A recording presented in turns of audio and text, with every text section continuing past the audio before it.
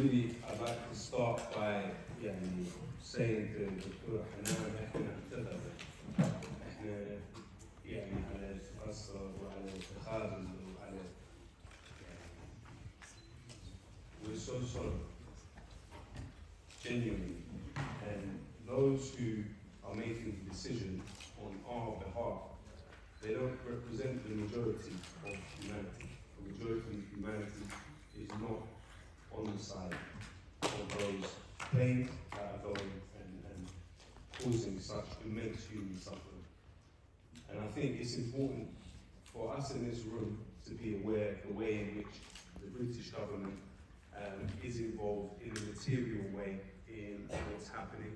I don't doubt that there is discussions going on about getting in some form of aid, but I think it's also important for us, particularly here, not to underestimate. I'm not just talking, when I say historical role, I don't just mean the role of the Balfour Declaration, of the British Mandate, I mean the historical role of us here in this particular period of time. What you're talking about is the level of human displacement, which so far is larger than the Nakba of 1948. We're talking about the scale of human loss, which is larger than the Nakba of 1948. Now at that time, to say that when the Nakba happened, what you did at that time was definitive about who you are, unfortunately. And we're now living through a stage where what we're doing at this time will define who we are. It will define who we are. And unfortunately we have a government which is involved in a very nuts and bolts way with what Israel is doing. Britain signed a secret military agreement with Israel in 2020. The details of it cannot be made public, meaning the implications when one party enters war are not known to those populations. The implication to the British population when Israel enters war is not known by the British public and cannot be known by the British public. But the interesting thing that I think we need to work on here is that the Defence Minister at that time, Ben Wallace, who was involved in the signing of this deal, is somebody that has now accused Israel of, essentially, effectively, accused Israel of war crimes. So what's happening is you're having a split in the British establishment and the British elite around what is happening. This has to be exploited, essentially, and it needs to be pushed further and further. The bases that Britain have in Cyprus have been key to Israel's activities, absolutely key. You have seen an exponential increase of military flights from these bases to Tel Aviv, which is only 40 minutes, what they call Tel Aviv. Now, those flights that have gone have the capacity to be carrying soldiers and weapons on them. You've seen an increase of 500 British soldiers sent to that base. And in addition to that, since December, and this is perhaps the most worrying aspect of what Britain has been doing, is you have had daily, since December 10th, R1 Shadow spy plane journeys going from the base there. This is a British military aircraft hovering over Gaza every single day. Now, one of the specialities of that plane, the R1 Shadow spy plane, is target acquisition. Now, what the British government is claiming, the Ministry of Defence claims that those planes are helping with hostage rescue. Now, the simple fact is this: one of Israel's stated military objectives, it claims, is hostage rescue, meaning that Britain is working directly on military objectives with the Israelis, and it has mobilized a very useful piece of kit to do that. According to Craig Murray, the former British ambassador to Uzbekistan, Britain, through its bases in Cyprus, is intercepting communications of Palestinian resistance forces and sharing it with the Israelis. We know that NSA, the US intelligence agency, has complete access to these British bases. And we also know that the US have been supplying Israel with weapons, tens of thousands of tons of weapons, through these British bases. These are all ways in which Britain has direct involvement in what is happening. Now, the D-notice that was put out by the British government, now a D-notice is when the British government contacts journalists and said, we prefer you do not report on this particular thing. In the very early days of what happened, the British government sent a D-notice to journalists saying not to report about British SAS operations in regards to Gaza and the presence of British SAS forces in the bases in Cyprus. Now, why would the British government do that if there was nothing to report about SAS operations in Gaza? Why would that happen? There was evidence in the early days of October that the US Delta Force had some presence on the ground in Gaza. What later became evident was that there were particular mercenaries, some of whom had fought in Ukraine, had gone directly from Ukraine to the United States and then from the United States to Gaza, working with the Israeli military. Israel has recruited many mercenaries. What we need to know is the extent of British involvement. We know that British citizens, some estimates even have it as thousands, have gone and got involved in fighting in Gaza.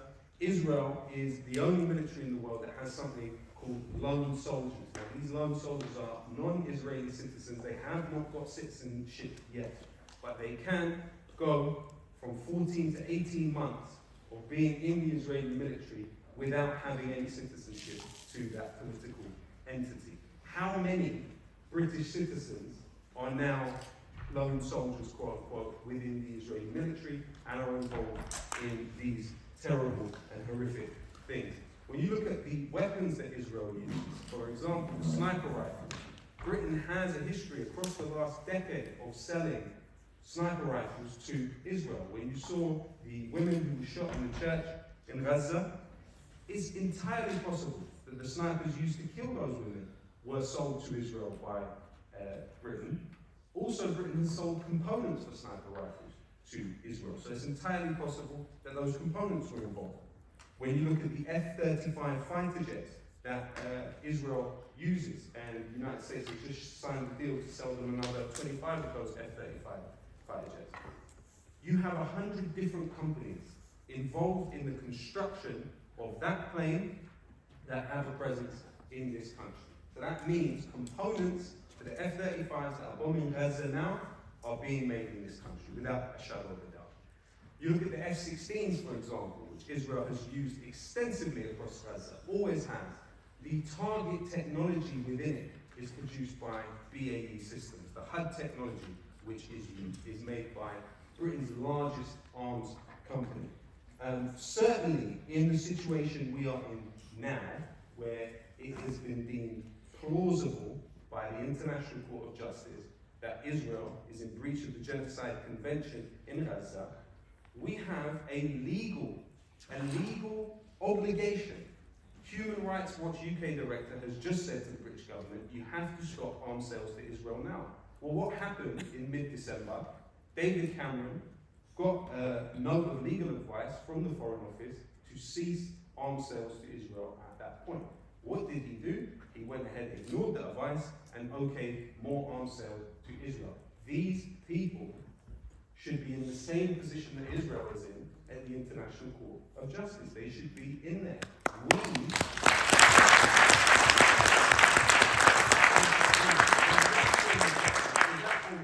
There is also the type of justice which is also possible within this country, which you have seen Palestine Action undertake over the past few years. Palestine Action has shut permanently 2 Israeli Elbit Systems sites in this country. The first one is the factory in Oldham, where Israel was forced, where Elbit Systems, which essentially works lock in step with the Israeli Ministry of Defense, was forced to sell its subsidiary, Palatine Technologies, at a loss. And that was thanks to repeatedly shutting down that factory and local people mobilizing outside of it. The Elbit Systems headquarters in this country, in London, their offices were shut down repeatedly by Palestine Action. And what did that lead to? That led to them shutting down their headquarters in the very constituency of Keir Starmer, the most pro-Israel leader that the Labour Party has ever had, even more pro-Israel than Margaret Thatcher. Even more pro-Israel than Margaret Thatcher. When agents working for Israeli intelligence killed Najila Ali in this country, Margaret Thatcher expelled Israeli intelligence operatives from this country. Keir Starmer would do nothing of the sort. It is within his own constituency he had the head office of Elbit Systems.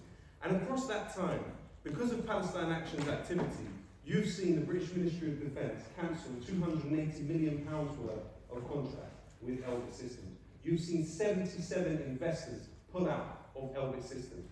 This is a prototype of a way to be successful in achieving your objectives. And what we're speaking about now is a stronger case to shut down Israel's activities in producing weapons in this country than has ever existed at any point previously.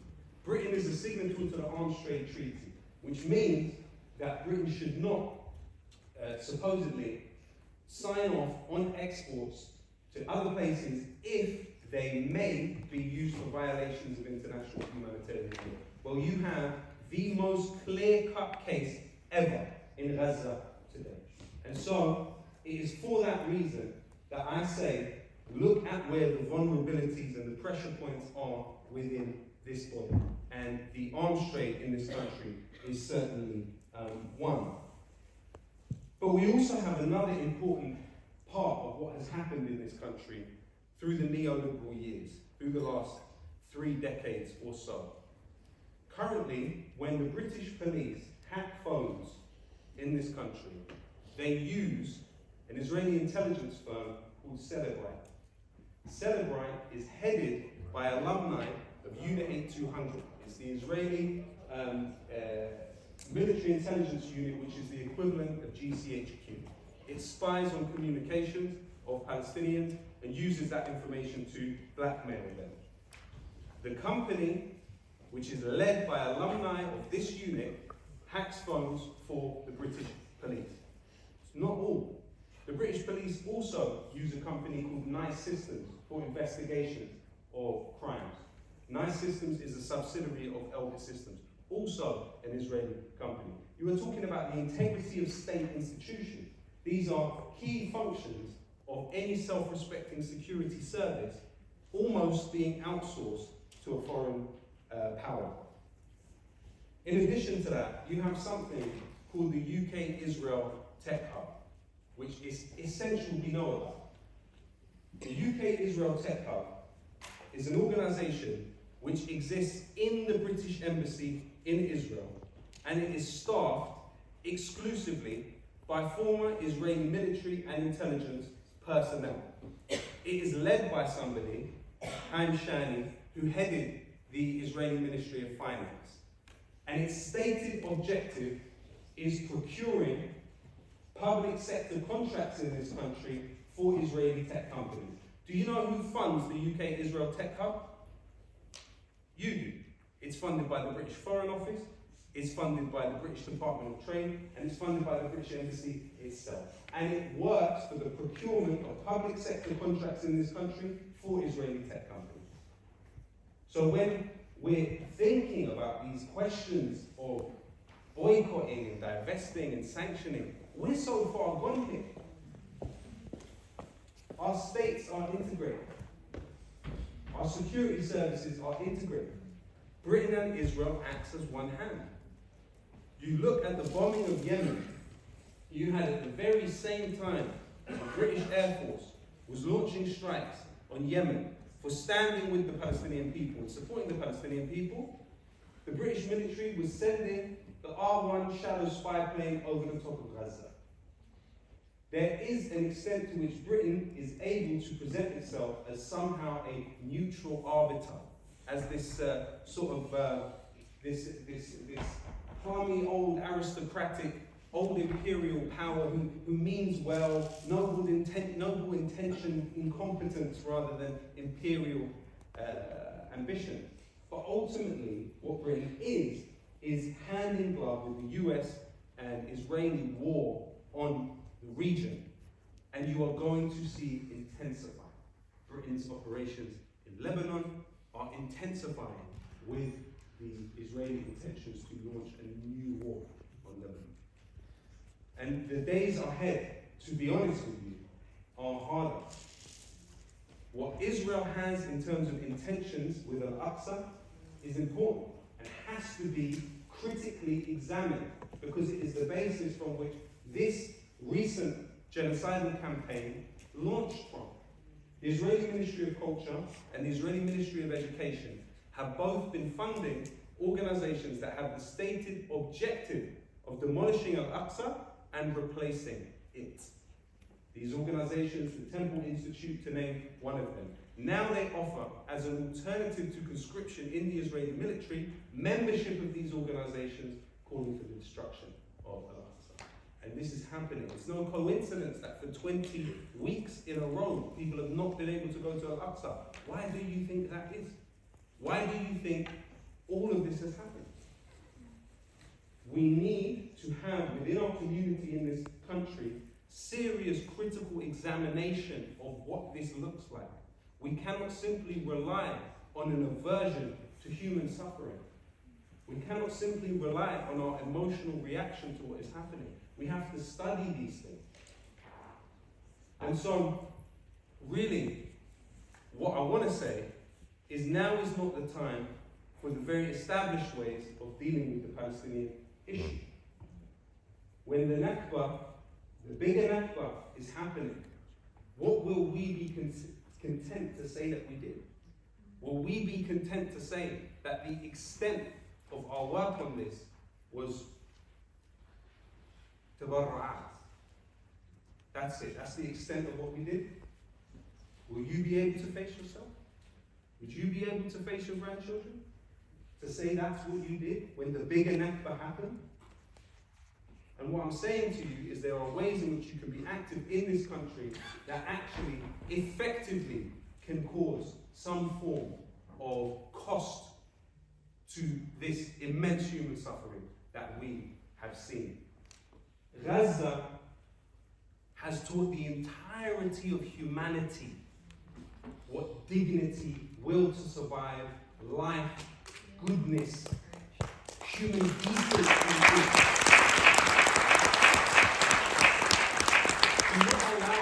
Do not allow those that have killed love in Gaza, those that are trying every single day to kill life and love in Gaza, to tell you what Gaza means and what it is and what it means to you. And frankly, we have to stop being cowards. We have to stop being cowards. There are people who are killed walking down the street waving a white flag with their hands up.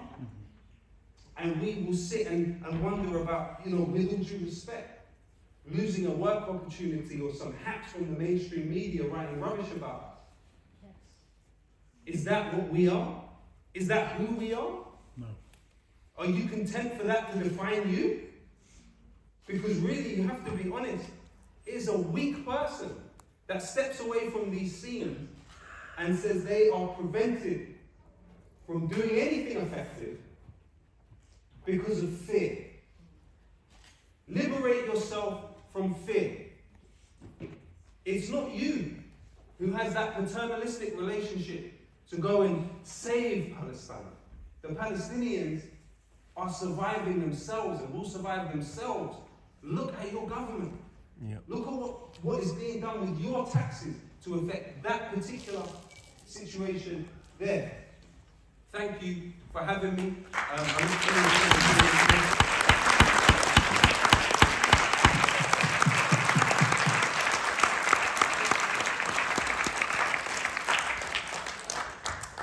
We're on short time, but a couple of questions.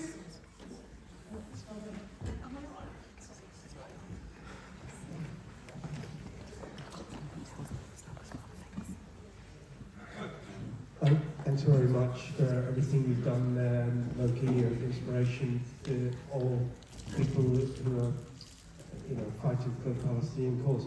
I suppose the thing that I wanted to ask you about was that it's very alarming, obviously, when you hear that you mentioned something about thousands of British citizens going to fight in the IDF. Now, if this is in other times, whether it be Syria or Afghanistan or whatever, where it's been people going, British citizens going to fight, they've been subject to, various things will happen to them. So, is there anything legally that is happening on front of,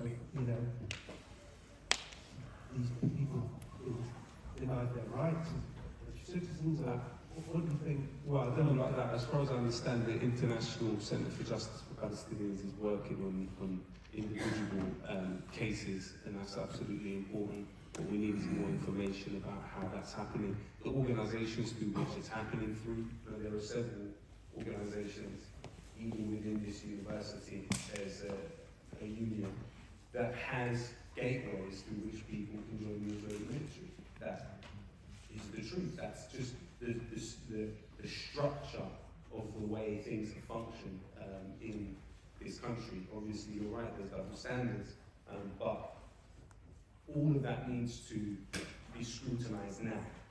Right? Off the basis of what we have happening now on the international scale, there's no reason why those things cannot be looked at with a microscope now. And like I say, there's several organisations, charities also in the country that are funneling young people into the Israeli military. More question. How do we move forward now? We've been boycotting, we've been going to the marches, we are, all of us, and most other people are aware of politically we have no stand, even financially. So how do we move forward? What more do we do? What should we do? So we shut down the arms factories. That's what happens next. That's what happens next. We shut down the arms factories.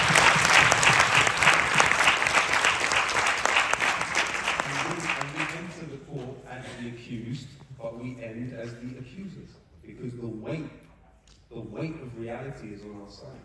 And the weight of human history is there for all to see. The Israel lobby at this stage is putting a lot of effort into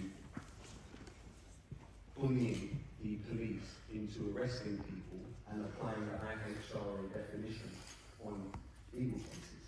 The problem they then have is to convince the CPS to press charges, and the CPS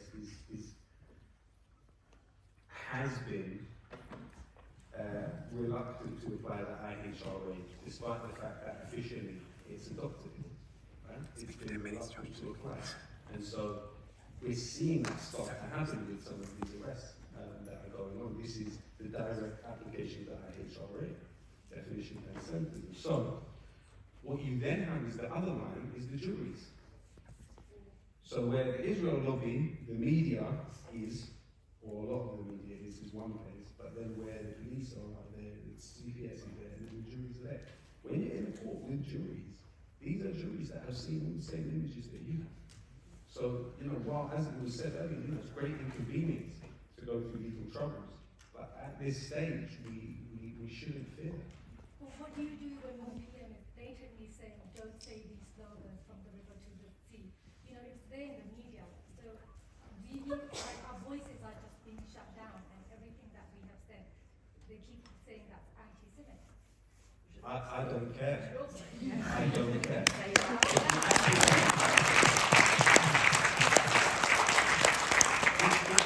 Acquiesce, then we're being shut down. If we do not acquiesce, we are not being shut down, they are. And it's now time for them to be shut down. One last question, very quickly.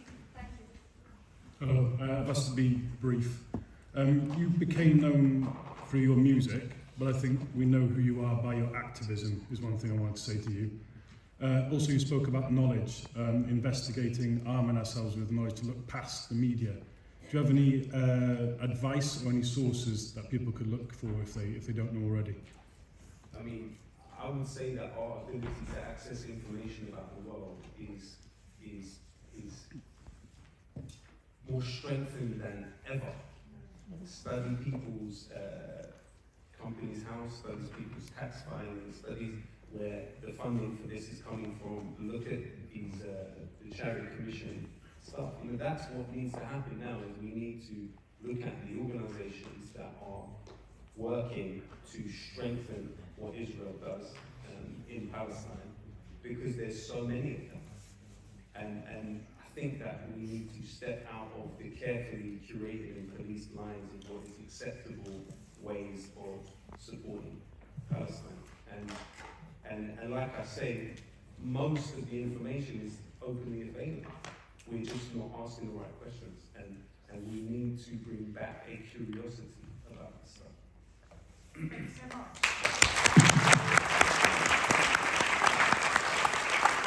Thank you very much.